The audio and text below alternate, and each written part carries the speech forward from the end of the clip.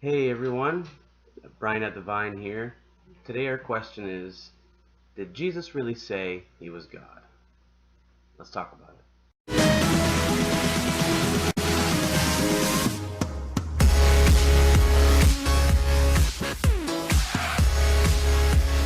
This topic today is based on an article written by Ron Rhodes of Answers in Genesis.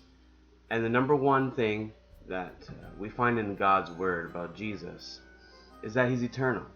John 1:1 says, "In the beginning was the Word being Christ. And the Word was with God, and the Word was God." And the word "was" in this verse is something called an imperfect tense.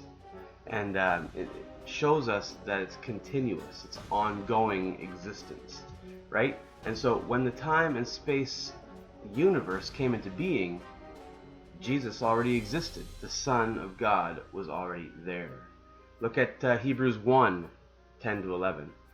He also says to the Son, "In the beginning, Lord, you laid the foundation of the earth and made the heavens with your hands.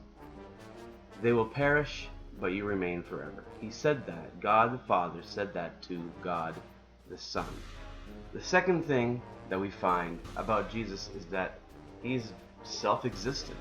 Like it says in John 1:3, "All things were made through him, and without him nothing was made that was made."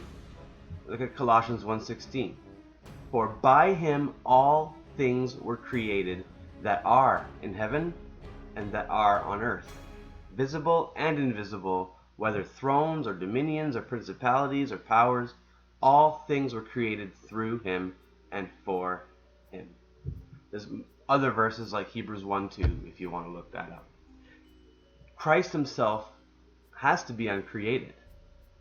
Look at Colossians 1:17 says that Christ is before all things, and in him all things hold together.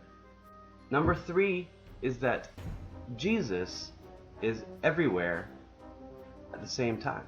Jesus promised his disciples in Matthew 18:20 that where 2 or 3 are gathered together in my name, I am there in the midst of them. So since people like all over the world get together in the name of Christ, the only way he could be present with all of them is if he is truly omnipresent. Look at Matthew 28:20. "Teach these new disciples to obey all the commands I have given you, and be sure of this: I am with you always, even to the end of the age." And Ephesians 1:23. "And the church is his body. It is made full and complete by Christ, who fills all things everywhere with himself." Colossians 3:11. "In this new life, it doesn't matter if you're a Jew or a Gentile, circumcised or uncircumcised, barbaric, uncivilized, slave or free, Christ is all that matters." Christ is all that matters. And he lives in all of us.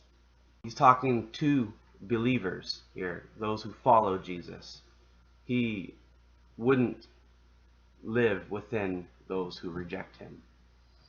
So we're going to continue on this topic next week with a few more attributes of God that Jesus possesses. So please like and share this video, and have a good one, and God bless.